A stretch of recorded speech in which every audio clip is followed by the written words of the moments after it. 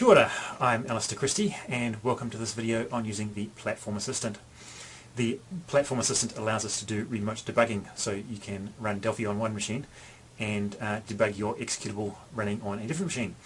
In our case, Delphi is going to be running on Windows 7 and the Platform Assistant on Windows XP. But if you're doing FireMonkey, that Platform Assistant could be running on OS 10.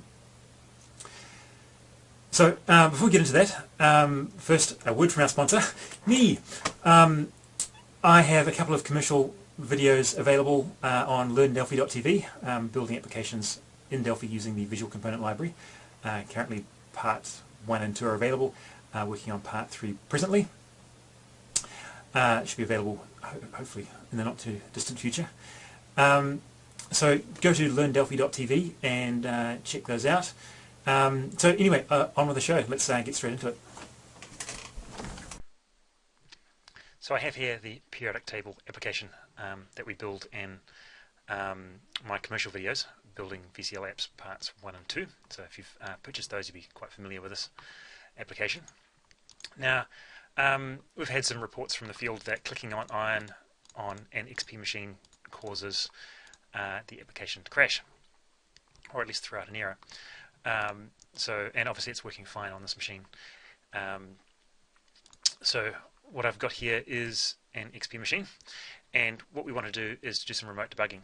So we will install the Platform Assistant that comes with Delphi XE2, which you can find in this folder. And if you want to know lots about the installing and running the Platform Assistant, you can read this document, which is it's in the help, or you can just Google it, search for PA server and Delphi, and it'll probably turn up. Now there are 2 versions of it. This one runs on the Mac, but the one we're interested in is this one, which does 32 and 64-bit Windows. So we need to install that. So I have copied it across, and I will run it.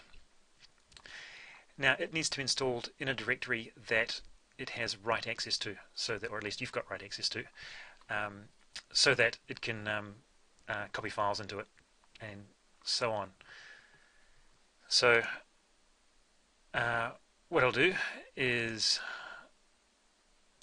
just agree to the license, and we'll choose a folder and throw it on the desktop.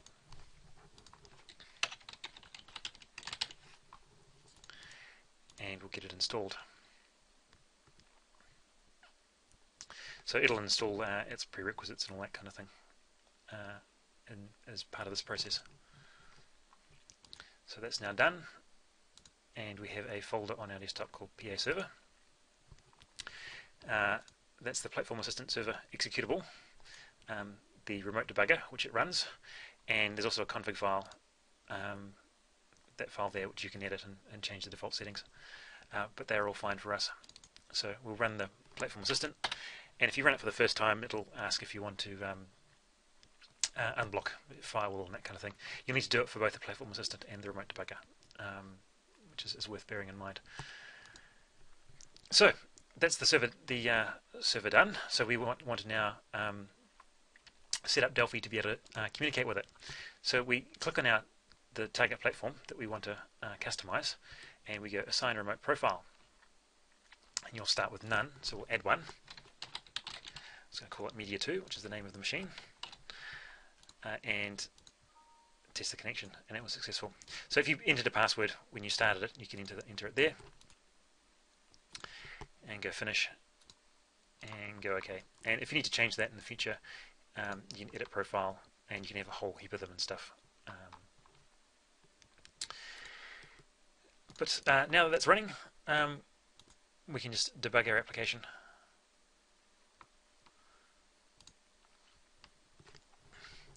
And you'll notice it started the remote debugger, which is running down here. And eventually, here we have our periodic table, and we can click on various things. And in fact, if we click on iron, we get a exception, and we can break on that and see that if the element is iron and we're running on Windows XP, it does indeed do an invalid typecast. So I'll just comment those out and do Control F2 to reset the program and try running it again, and we get an error this time, which does happen, and you just need to kill the remote debugger.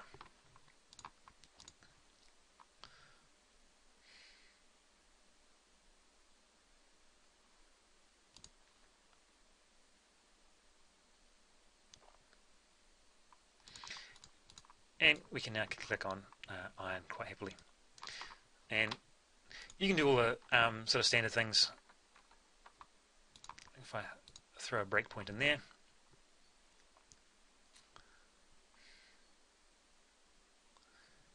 it will eventually break on it. There we go. It is quite a lot slower, so if I press F8, you'll see that it does take a wee while, and you should be able to do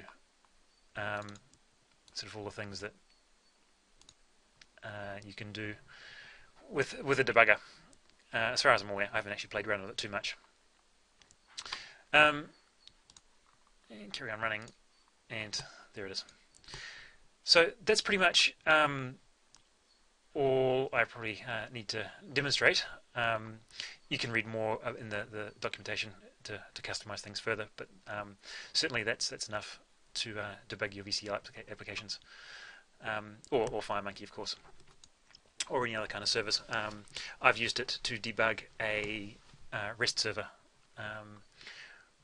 which was crashing with an IO error 32, which I thought was quite serious, but just turned out it couldn't delete a directory because there were still files in it as part of its cleanup when the various threads terminate.